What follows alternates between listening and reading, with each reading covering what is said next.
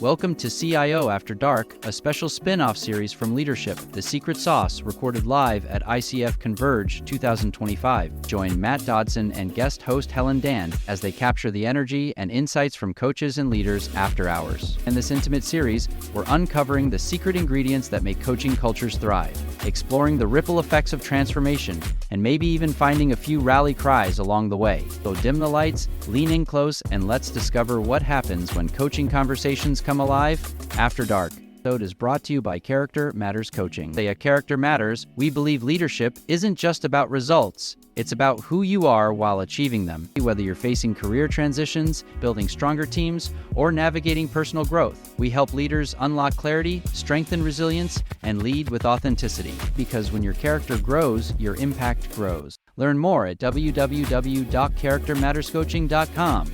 In today's episode, we have Preeti here with us. We're sitting down with coaching and organization members or former, I would say, OGs, people that were in the formation stage of coaching and organizations or an ICF. That's right.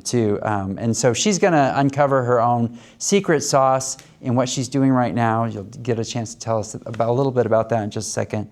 We really want to hear your story and just maybe some of the challenges or some of the things that you see coming up, maybe even some reflections the last couple days. And we're sure our listeners don't want to miss that. So I also have with me Robert Garcia. He was in season 1. I think. Hopefully they'll remember. Yeah. Memorable interview. Find Robert's secret sauce, his sense of humor, which a lot of our listeners remember. So if you want to go back, you can look at season 1, where we only had it on audio. We didn't have it on video at the time. Right. But you're welcome to do that. So Yes. okay. What I look like. Yeah. So Preeti, why don't you tell us a little bit about yourself and maybe give us like an energy check-in on a scale of 1 to 10. Well, I'll start with the story. Sure, Is that whatever you want, however you want to do it.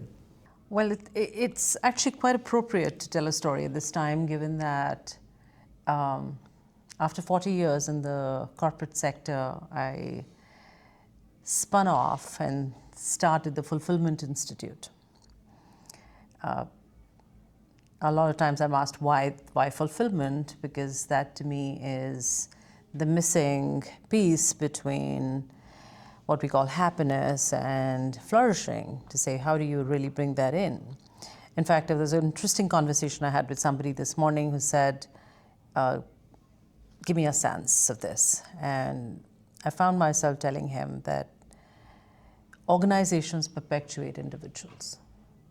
And individuals have the choice and the ability to perpetuate culture. So if you could have fulfilled human beings on one side and flourishing organizations on the other, wouldn't that be a lovely infinity loop? And that's somewhat my story. I've worked in some of the finest systems in 40 years, loved every bit of what I've done. I've always felt like I contribute better to systems outside of them rather than inside of them. And yet at the same time, I've always landed within systems. So this is really the first time that I'm running or creating or designing or even birthing a process and an organization that speaks to how we can serve the corporate sector. And being with CIO most certainly was a real joy, simultaneous with everything else I did. It feels like, in fact, sometimes I feel like TFI is second round of CIO. Right. Because I did quite a lot of the similar work with CIO, and now I find that I'm giving it a different structure. Just for possibly the one big difference is that for me, now at the very core and the heart of everything I do is fulfillment. It's great. Inspiring. It's great. Yeah. So as a coach, what is your secret sauce? And I'm just going to ask, maybe you can go back in time, like when did you know that that was your secret sauce? Well, 2 different questions. Yeah. When did I know? I could tell when something was missing.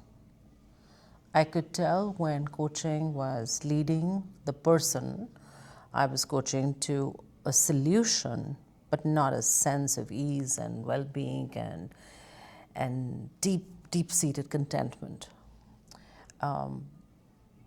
Every piece of work I did led me to fulfillment, helped me understand that that really is the operating system that every individual is aspiring for in some form or the other. So it could be in our relationship with ourselves, it could be how we relate to others around us, friends, family, co-workers, etc., how we relate to our work, and eventually how do we relate to that that greater connection, we call it divine or God or sense of love or nature for that matter. So secret sauce for me is most certainly fulfillment, and I realized it by noticing the absence of it. Yeah, I've heard that before. Sometimes in a coaching conversation, what I don't want is sometimes easier than what I do. Right? Sometimes that brings clarity in any coaching conversation. Yeah. And as a coach, we know when the person we're coaching has just about made it to finding the next step, which might feel more like goal orientation rather than deep-seated belief or shift or change. It doesn't feel sticky. Yeah. And that's the absence of fulfillment for me. When it feels sticky, when you feel like, all right, I got this. When it feels like I'm really motivated to move in that direction, then there is the driver's fulfillment. Otherwise, it's like, all right, I got this. I've got to do 1, 2, 3, 4. Yeah. Now, what is so from your past, like, if you ever had a real coaching culture inside of an organization, like what was the ripple effect? Like, how did that affect things in the organization? Well, I used to be with the Tata Group. And I had the incredible privilege of leading a huge coaching intervention. And a little bit of a story on that is that when we initiated the program, there was a lot of pushback. And the first level of pushback was, why me? The second level of pushback was, what on earth is going to happen with so many people go through a coaching initiative? I remember the sponsor of the program asking me what could be the potential benefits, and it was easy to list them out. And then he said, what about the downsides? And I said, well, the downsides could be that people could leave. He said, well, leave what? And I said, leave the organization. Why is that? Because when human beings come to a state of clarity, they know what they want, they will go in the direction of their desires and their motivations. And that's what happened. 10% of that 700 population actually quit and went in the direction of somebody became a farmer and somebody became a horticulturist and somebody became something else. But to me, it was good news. To him, it was, oh my gosh, this program is a failure. The upside of it was people start communicating differently, leaders start leading differently, supervisors start engaging differently, language changes, which to me is potentially the most evident sign of change in a system, how people speak to each other on an everyday basis, the sense of comfort, humor, are they light on their feet, can they really engage? Those were some of the very evident and actually measured changes. But the other deeper shifts that we noticed was people move from being directive to more democratic. People move from being more authoritative to more relational. And those shifts were again very critical for a system because very large organization, they're looking at, engagement becomes a very key aspect. It's really it's the water we swim in a large system. And I do believe a general sense of fulfillment at the end of it, because when people feel good about themselves, then they're more successful, there's greater productivity, efficiency. And I do remember one story that I wish to tell you is about this young leader who was in the program, who came to me after his 8 sessions were done and said, my relationship with my family has changed. His coaching objectives were work-oriented, but what really shifted was his family system. And then a couple of months later, he came back again and said, guess what? I got that promotion that I really wanted that was sort of, escaping me all this while. And I said, help me join the dots. What's going on with you? And he said, well, I felt myself shift. I built better relationships at home. There was greater well-being. In fact, I remember him using the word harmony. He said everything was congruent, there was greater harmony. And I showed up at work differently. So now I'm performing differently. Wow. Okay. This is, someone came to me at the conference and she said, hey, look, I'm in New Delhi and where do I go? These people don't seem to be wanting to be coached. What would you tell her, given a heavy engineering culture? Where would you start with a coaching culture? I know that's sort of like you're going, so just put yourself at your old. That's the culture I come from. Yes, exactly. So where do you go? Really, that's, she said, hey, look, almost to the overwhelmed, I don't know where to start. Where would you start? Well, you've got to start at the point of sustainability, which is how am I going to sustain the work I'm doing? And the only way out is sponsorship. If you have the right sponsors in a system, if you have management backing you, if you can show real results, if you can make a business case for coaching, then it'll work. Yeah. Every organization that I work with, serious professionals looking for results, technical-minded, highly intellectual, don't have time for warm and fuzzy stuff like coaching. Yeah. And at the same time, the only way it works is when that warm and fuzzy stuff is integrated with the technical. So how do you take, I like to call it the socio-technical model, to say how do you bring both in? How do you bring relationships in with great skills and competencies? How do you focus on capability, which is all your skills and qualifications and competencies, as well as a capacity, which is mindset and attitude, and then a entire range of how we feel and think and operate. I think I would also make a little bit of room for luck and for good fortune, because there most certainly was some in my case. I got a really good start, and then I didn't need to look back because it sort of started showing results for itself. But if I was to advise somebody, I'd say get yourself a sponsor. Show results. I mean, that is classic change management. Yeah. I think it's, yeah. And it doesn't mean that we need to have 700 people going into a coaching intervention. If you have even 2 remedial,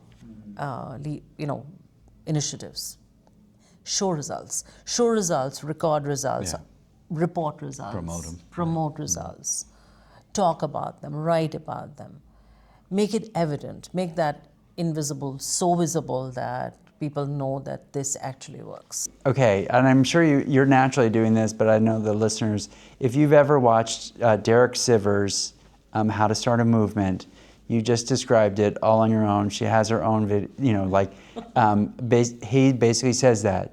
Treat someone like an equal and make it easy for them to follow. I mean, really that is the essence of change management, and paying attention to that first follower. Those first, you don't have to coach all 700, right? True, and we say in coaching, meet your client where they are. Yeah. Right. I would say in an organization, meet the organization where they are. Yeah. Meet the sponsor where they're at. Understand the problems. I remember so clearly when I initially started coaching, for me it was this beautiful esoteric, wide, deep space to be in. And I was like, why do we need to look at results? But the moment you bring that result orientation in, everything changes. Organizations want to talk to you. They want to listen to you. That's at another level, right? Yeah. And that promise has to be kept. So it can't just be about talk. It's like, how am I going to keep that promise? I love data. I mean, I have to say, in the last decade, I'm an entirely different coach, because now I say, if I have data, I can show what it can do. Yeah. So record that data. Get a sponsor, record the data, report it back, keep closing the loop, and it'll work well. Yeah, in my previous company, showing data was really what no previous coaching organization from the outside had ever done inside the company. And but they were still willing to pay, but all of a sudden, if you showed them data, they'd be willing to pay even more. Right. So, I mean, it was like almost just a X factor of the willingness to say, well, look, we can see what we're getting from that. Can I tell you something interesting about data? Is it's not just what we got, but it's how we interpreted it. So when an organization is putting in a lot of money into coaching, and coaching is an expensive process, they want to know what's going on. Obviously, coaching is confidential. You don't tell.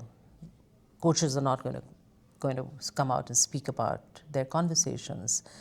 So we created a sort of a side path, and we said, you've got 15 coaches with you, given that the number is large. What if you were to give us the top 5 themes that come up in the conversations across all of them? And that's what they did.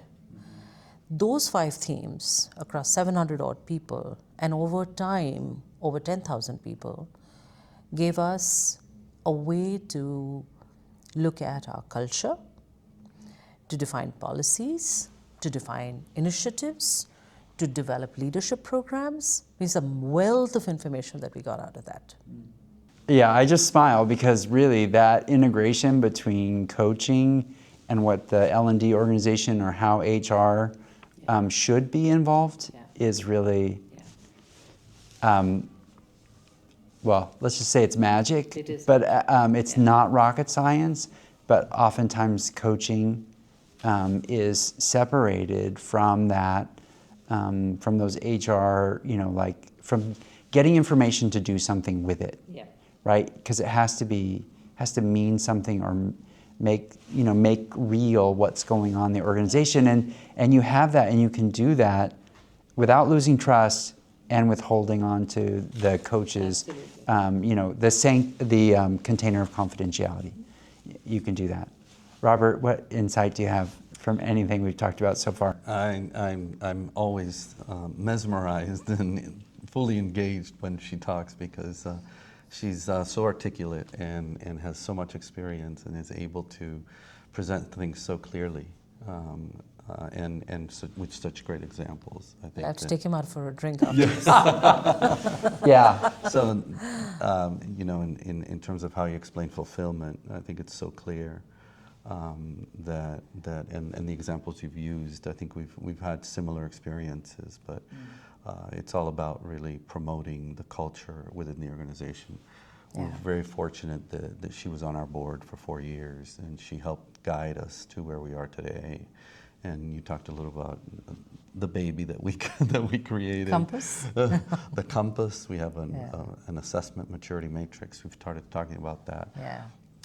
And it's really helping organizations grow and really, number one, look at where they are today, a snapshot of where they are, and then gauge kind of their progress. So I think it's an intelligent tool. It's a simple and intelligent tool. To know, to actually define your direction, you need to know where you're at, and to then have the courage to look at it with objective eyes and say, this is true.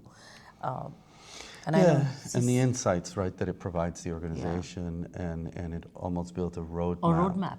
for them. And we talked about that. Yeah. We wanted that to be a part of it Yeah. because companies need to know, now, more importantly, where they are is very important, Yeah. but where are they going is even more important to that. So I've never really been a fan of the word assessment, so I've come up with another expression. Maybe we can use it. Yeah, yeah. I like to call it an indicator.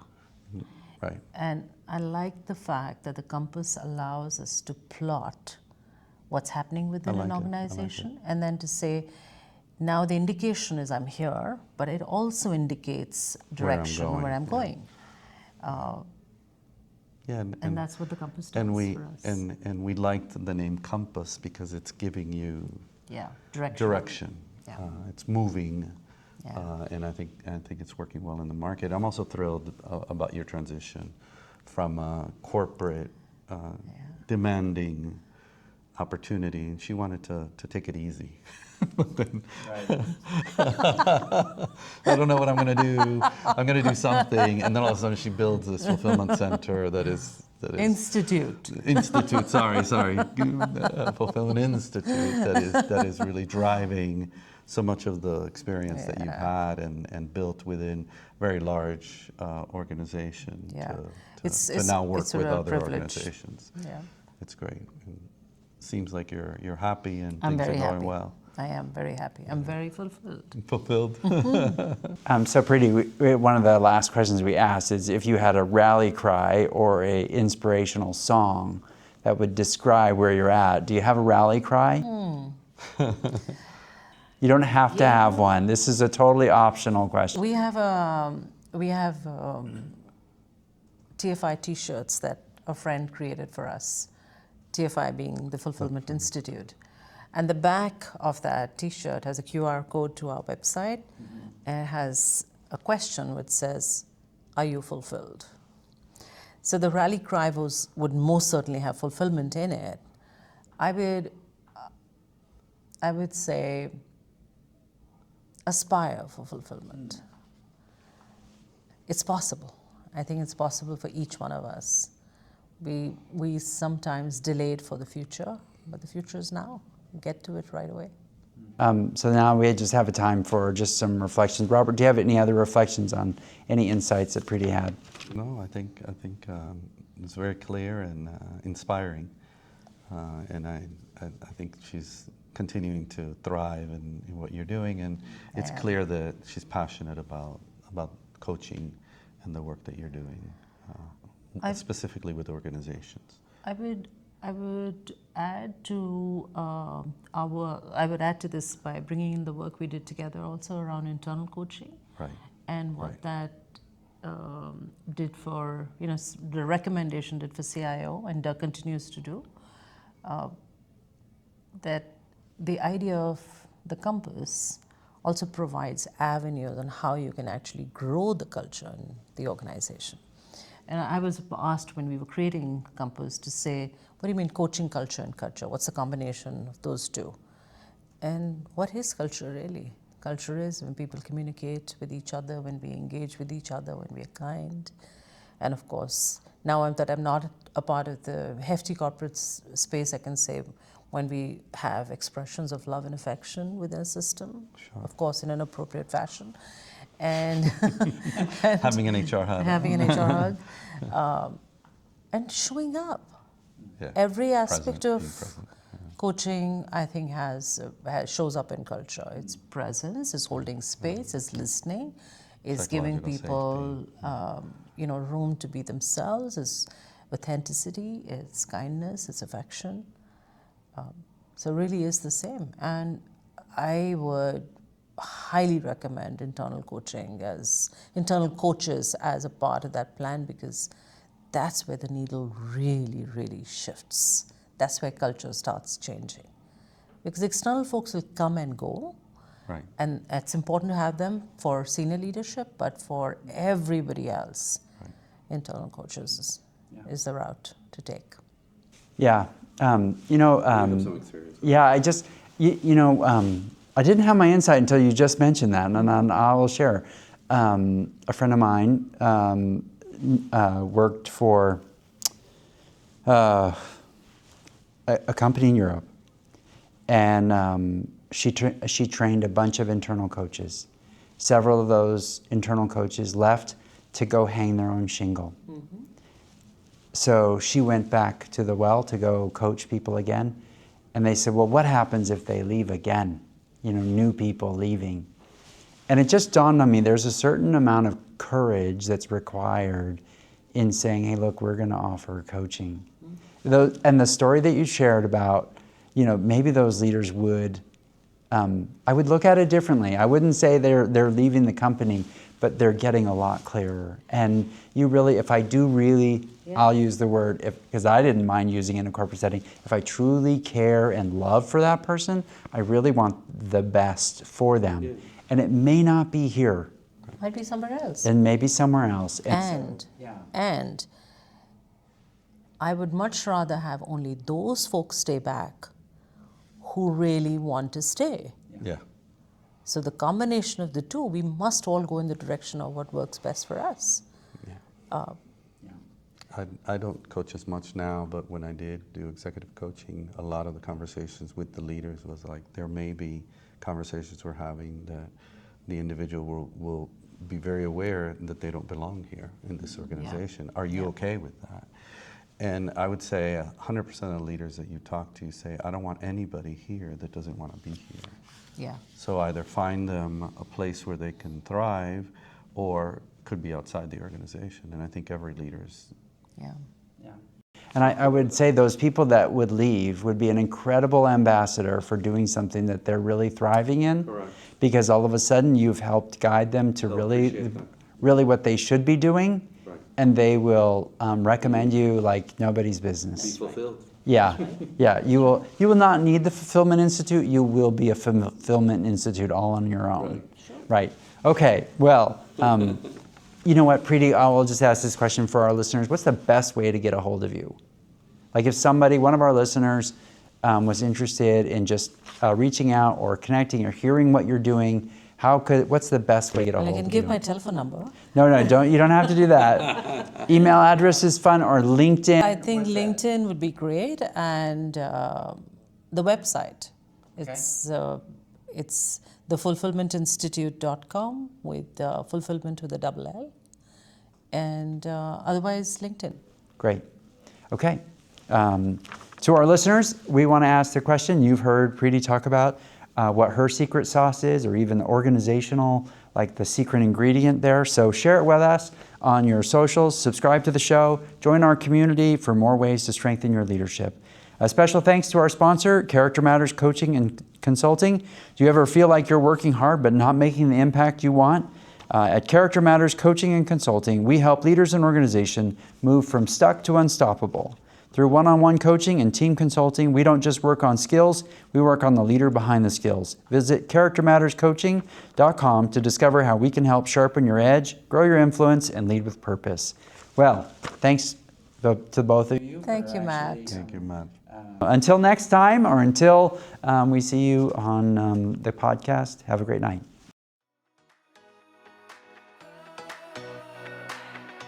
Thanks for listening. If you love this podcast, please share it with another coach or leader. Make sure you go to the show notes to get all the resources from today's episode.